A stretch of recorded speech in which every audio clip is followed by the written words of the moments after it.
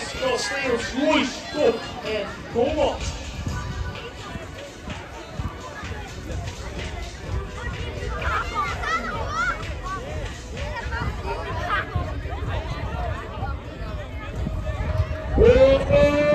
Ryan is ready once again to hold de kleurrijke stad is het daar vooraan. Normaal in de oranje broek doen we nog even overal in de wielen. Want dat is natuurlijk Thomas, die zomaar in de nummer 6 van de wereld. Hij zit daar ook bij een plaats gegroeid. Gaat hij ook als een extra die wordt komen. Natuurlijk zou het kunnen bestemmen als het Thomas gaat.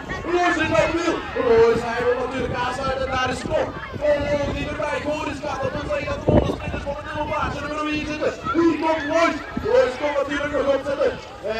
Garcia, il est là en arrière de la pilote. Maar dan moeten we gaan kijken, gewoon is op plaats. Voor wie kan hij nog iets aan doen? Vooraan lijkt de vogel te gaan vliegen. De nummer 6 van de wereld is iets te sterk voor Lois. Dus Thomas is uw winnaar. Gevolgd door Lois en